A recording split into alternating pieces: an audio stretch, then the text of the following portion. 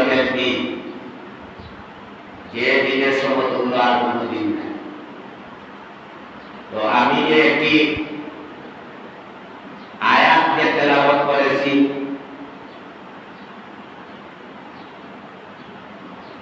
মিনহা খালাকনাকুম ওয়া ফীহা নুঈদুকুম ওয়া মিনহা নুখরিজুকুম তারাতান উখরা।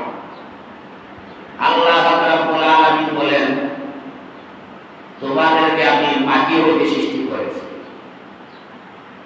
আবার তোমাদেরকে মাটির মধ্যে দাফন করে দেব, আবার পুনরায় তোমাদেরকে মাটি হতে উঠাই।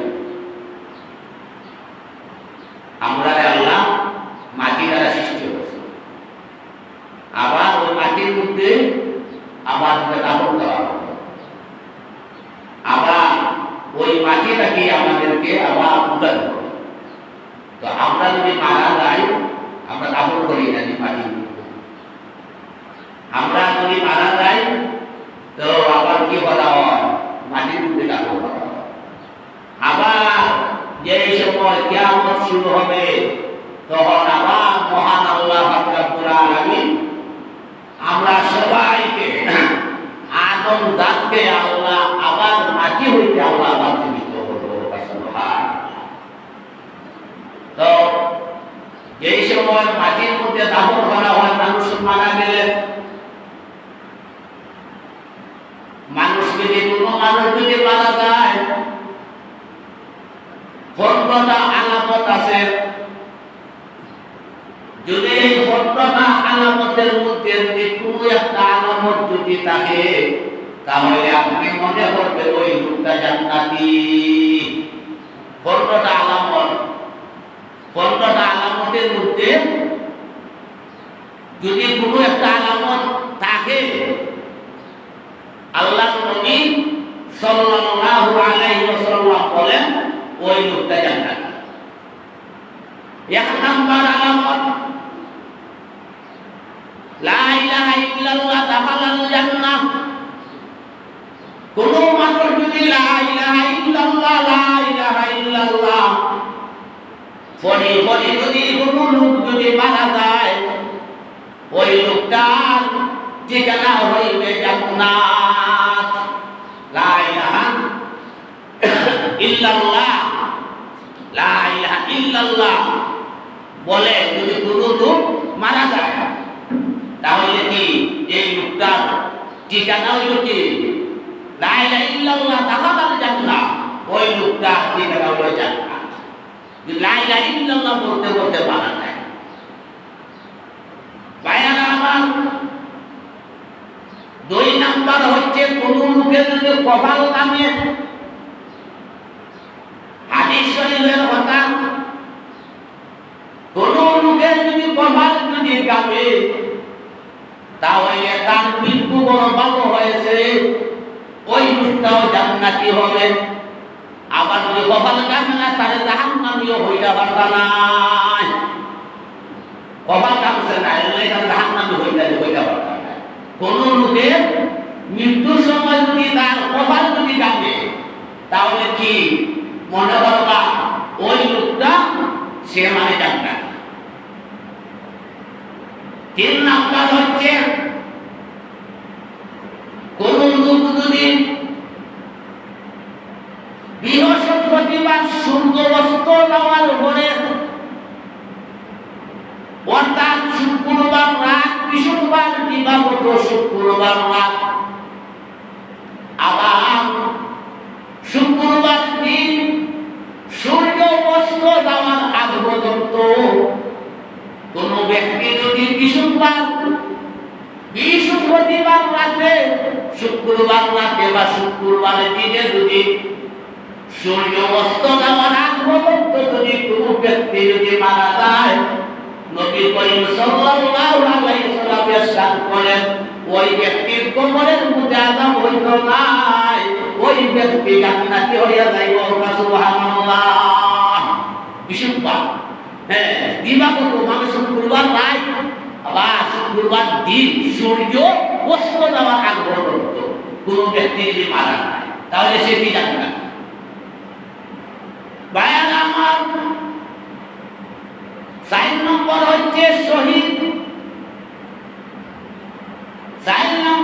হচ্ছে শহীদ।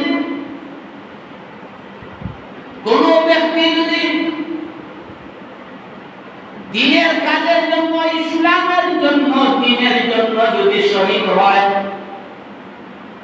কোন ব্যক্তি যদি দ্বীনের কাজের জন্য যদি শহীদ হয়, তাহলে ওই লোকটাও জান্নাতি হইয়া যাইব। হুজুর সাল্লাল্লাহু আলাইহি সাল্লাম সাহাবীদেরকে বললেন, হে আমার সাহাবীরা, তোমরা কি জানো শহীদ কাহারা?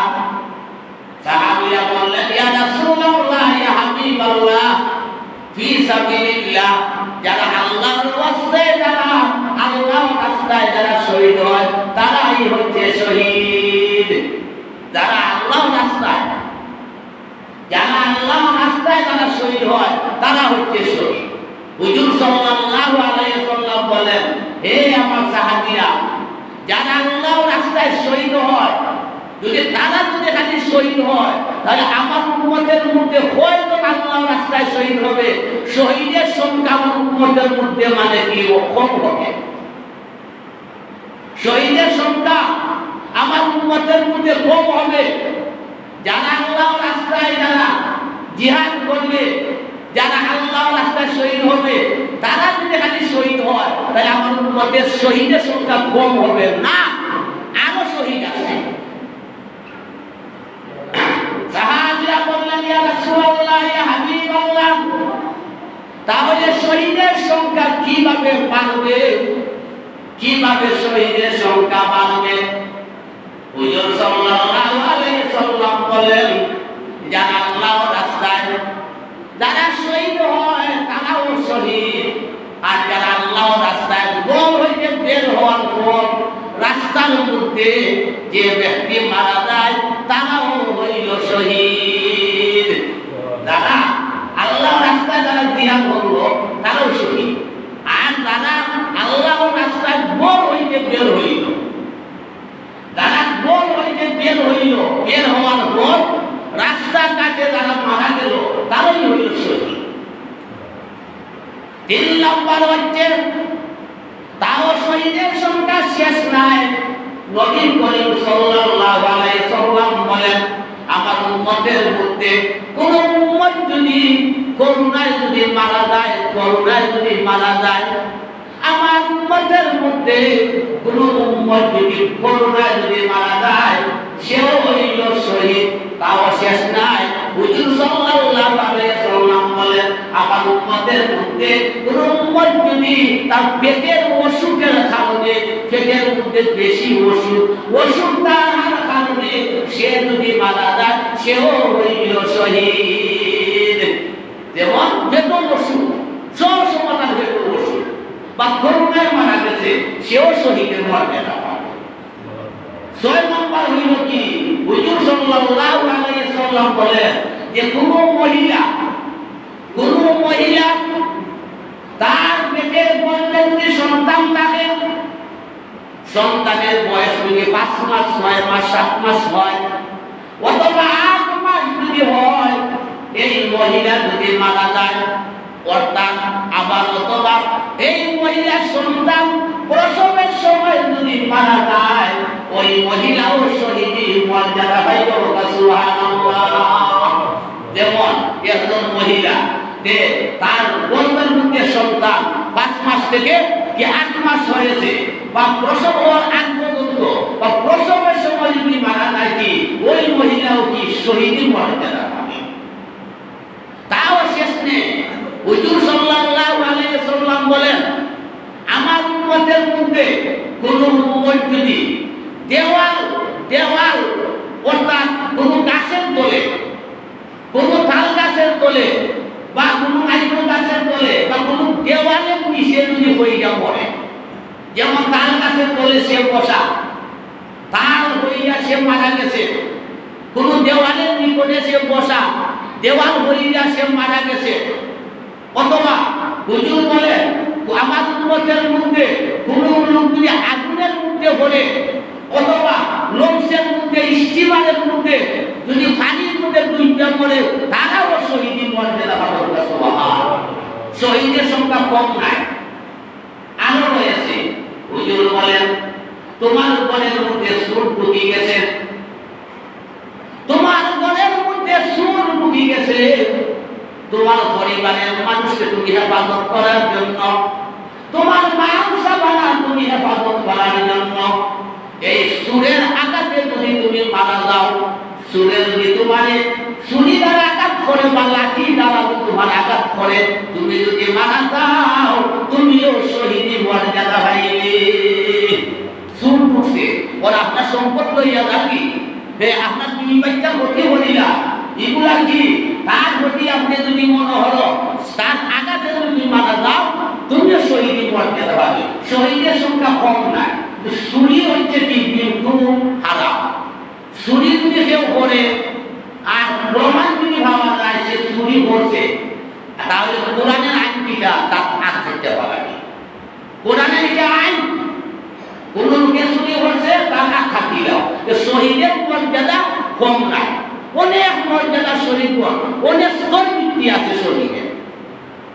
ভাইয়ারা আমার, আল্লাহর নবী সাল্লাল্লাহু আলাইহি ওয়াসাল্লাম বলেন, কোন ব্যক্তি যদি মসজিদের মধ্যে এসে নামাজ পড়া অবস্থায় যদি মারা যায়, অথবা কোরআন শরীফ তেলাওয়াত করার সময় যদি মারা যায়, অথবা জিকির দুরূদ শরীফ পড়ার সময় যদি মারা যায়, আমার ওই উম্মতের ঠিকানা জান্নাত হইল। সুবহানাল্লাহ।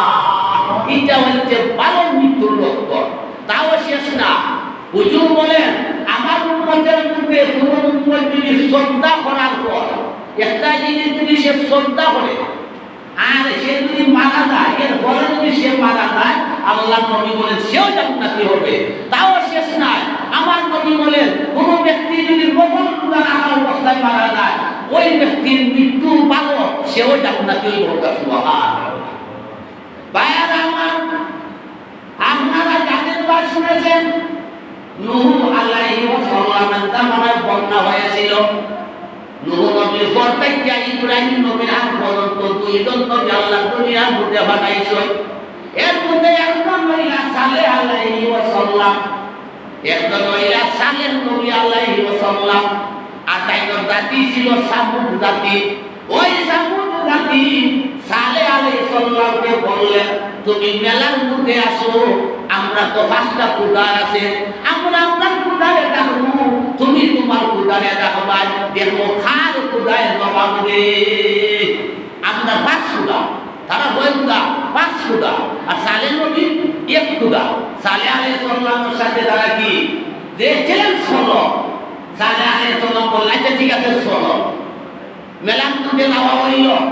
সালেহ আলাইহিস সালাম বললেন এক কাম হলো, তোমরা বাস কুদারে তোমরা আগে ডাকো, তোমরা বাস কুদারে তোমরা আগে ডাকো। তারা সামুদ জাতি, তারা সবাই একত্রিত হয়ে তাদের কুদারে তারা ডাকলো, তাদের কুদায় কোনো সাড়া দেয় নাই। এখন তারা বলল তোমার কুদারে মানে দাও। ভাইয়ারা আমার, সালেহ আলাইহিস সালাম হাত তুলে আল্লাহর দরবারে দোয়া করতেছেন। সামুদ জাতি বলেন না না না, এইভাবে হবে না, আমরা যেভাবে বলবো তুমি সেইভাবে বলতে হবে। বলে কিভাবে বলতে হবে? বলে তুমি তোমার কুদারে ডাক দিয়ে বলো, ওই যে একটা পাহাড় দেখা যাচ্ছে, পাথরের একটা পাহাড়, ওই পাহাড়ের নিচ থেকে তোমার কুদা যেন একটা মহিলা পুতনি বের করে দেয়। আল্লাহর নবী সালেহ আলাইহিস সালাম দোয়া করতেন, আবার বলেন না না না হবে না, পাহাড়ের নিচে যদি পুতনি থাকে তাহতো তোবারে আমরা যে পাথরের মধ্যে বলবো, ওই পাথর থেকে যেন তোমার কুদা একটা পুতনি বের করে দেয়। আল্লাহর নবী সালেহ আলাইহিস সালাম বললেন, তাহলে কোন তোমরা দেখি কোন পাথর থেকে আমার কুদা পুতনি বের করতে। তখন সামুদ জাতিরা তারা চিন্তা করে দেখলো পাহাড়ের মধ্যে তো অনেক পাথর আছে, পাথরের নিচে তো পুতনি থাকতে পারে। এখন দেখা যায় আলাদা একটা পাথর। তখন সামুদ জাতি বলল, হে সালেহ, ওই যে আলাদা একটা পাথর যে দেখতেছি, তোমার কুদাকে বলো এই আলাদা পাথর হইতে যেন একটা মহিলা উটনি আমাদেরকে বের করে দেখান। তখন আল্লাহর নবী সালেহ আলাইহিস সালাম বলেন, আল্লাহ সামুদ জাতিরা ওই পাথর থেকে একটা উটনি দেখতে চায়, এই পাথর থেকে একটা মহিলা উটনি দেখতে চায়, তুমি এই পাথর থেকে একটা মহিলা উটনি তুমি বের করে দাও।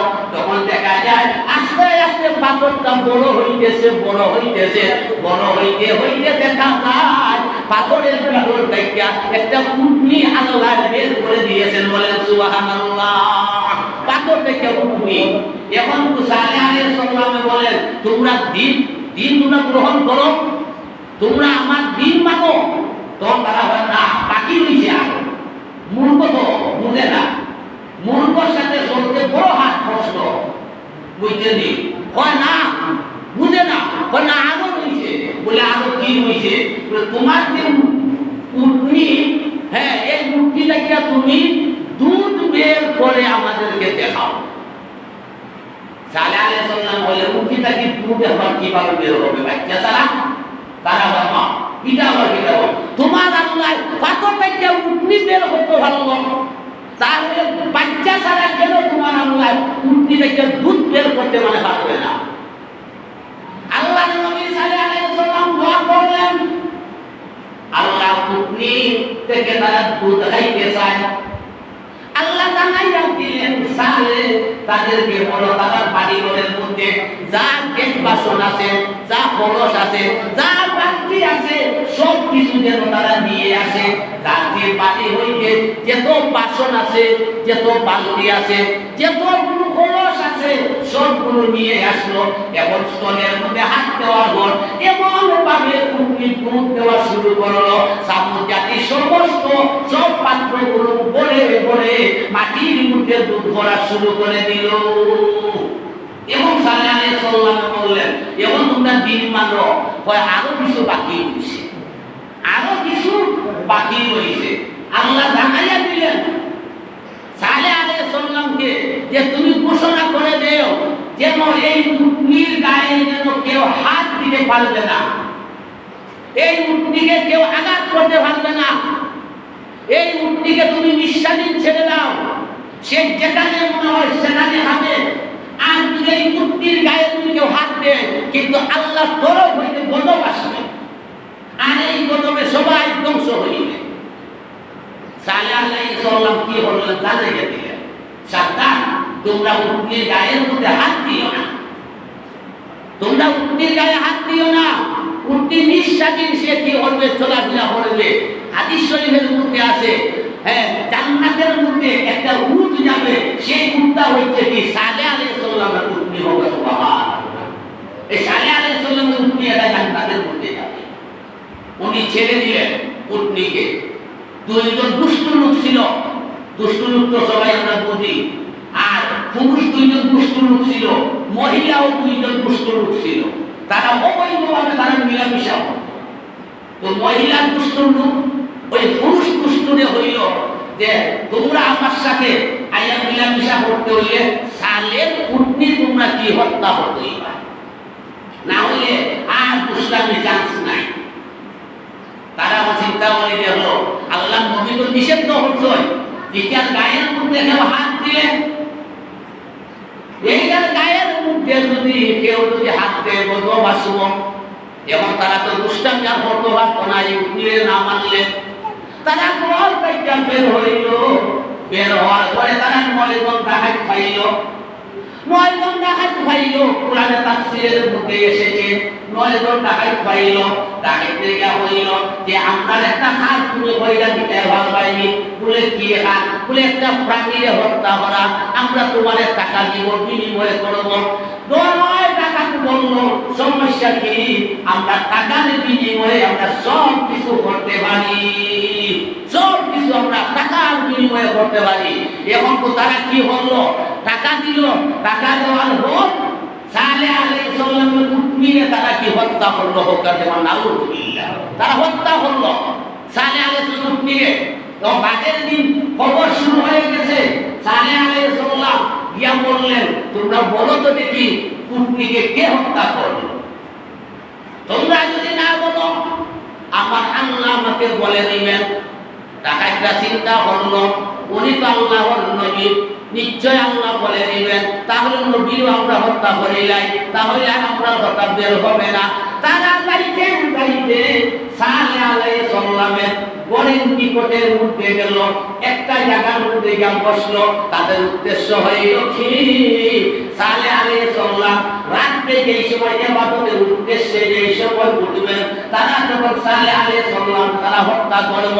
সালেহ আলাইহিস সালাম যেই সময় রাতে ঘুম হইতে উঠলেন ইবাদতি করার উদ্দেশ্যে, তারা সালেহ আলাইহিস সালামের দিকে তারা আক্রমণ করতে আসলো। এখন দেখা যায় পাল্টা খেয়ে তাকাতকে আবার উল্টা আক্রমণ করতেছে। কে যেন আবার উল্টা আক্রমণ করতেছে। তারা ওই বিষয় কি, আবার তারা দ্বিতীয়বার দাবাইছে। এখন দেখা যায় আবার উল্টা দাবাই তারা আক্রমণ করতেছে। তৃতীয়বার তারা উদ্দেশ্য হলো না এখন সালেহ দেশ দুনিয়াতে উঠাইব। এখন দেখা যায় আবার তারা সালেহ আলাইহিস সালাম কি হচ্ছে আক্রমণ করার জন্য আইছে। ওখানে দেখা যায় না কে যেন তাদেরকে উল্টা পাল্টা আক্রমণ করতে করতে একবার জমিনের মধ্যে নৌকা হাইতে ফুটাইয়া দিতে শেষ। অবাক বাইরে আমার সুর যদি চুরি হওয়ার পর পানি যায় না, তার মা বাবা খুঁজে তারে আল্লাহ তাদের কোন জেলখানার মধ্যে গেছে এ বাবা ইন্দার আসছে। এমন খুঁজতে খুঁজতে দেখা যায় 9 টাকায় একটা পাহাড়ের নিকটের মধ্যে পড়ে আছে। পাশে দেখা যায় সালেহ আলাইহিস সালামের বাড়ি। তখন তারা বলল এই সালেহ আলাইহিস সালাম ছাড়া কেউ তাদেরকে হত্যা করে নাই, আপনি হত্যা করেছেন। সালেহ আলাইহিস সালাম বললেন আমি তো জানি না, আমি তো বলতে পারি না ওদেরকে কে হত্যা করেছে। আল্লাহ রাব্বুল আলামিন সালেহ আলাইহিস সালামকে জানাইয়া দিলেন, হে বন্ধু তুমি জানাইয়া দাও, তোমার সম্প্রদায়ে জানাইয়া দাও তুমি হত্যা করো নাই, তোমাকে তারা আক্রমণ করার জন্য এসেছিল। আর আমি ফেরেশতা পাঠাইয়া আমি তাদেরকে হত্যা করাইয়া দিয়েছি। ফেরেশতা পাঠাইছেন আল্লাহ। যদি আলিম উলামা হতেন, ওলিয়া উলিয়া আলিম উলামা হতেন, বুঝছনি যে পাওয়ার যেগুলা এগুলা কি, এগুলা হচ্ছে কি আল্লাহর কুদরতি, এগুলা হলো কি আল্লাহর কুদরতি। এই যে পাওয়ার একবারে আল্লাহর আরশ পর্যন্ত, এই যে কৌশল, এই যে কৌশল এটা হচ্ছে রহমতি কৌশল, এটা হলো রহমতি কৌশল। আর আলিম উলামা ওলিয়া উলিয়া ছাড়া এটা যেটা কৌশল হলো, এটা কৌশলের মেয়াদ থাকে 2 বছর 3 বছর আর 4 বছর, এরপরে এটা শেষ হয়ে যায়। বুঝতে দিন তারা কৌশল কি থাকে আল্লাহর আরশ পর্যন্ত থাকে। তার উপরে আল্লাহ রাব্বুল আলামিন কি বলেন, সামুদ জাতিকে ধ্বংস করে দিয়েছেন, ধ্বংস করে দিয়েছেন। সামুদ জাতি ধ্বংস হয়ে গেছে।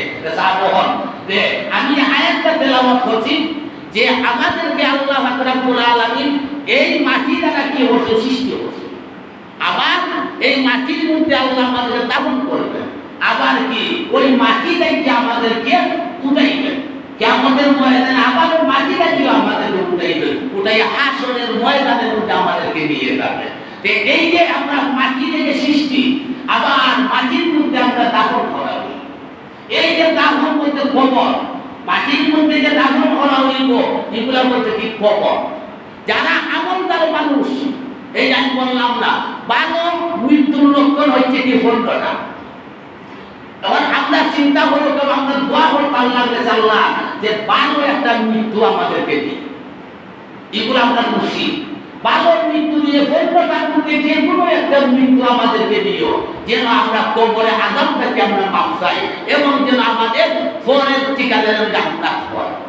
ভাইরা আমার, মানুষ এই সময় মারা যায়, যদি বেঈমান যদি মারা যায়, ফেরেশতাগণ তাহাকে জিজ্ঞাসা করে কবরের মধ্যে তোমার কে আপন হইবে।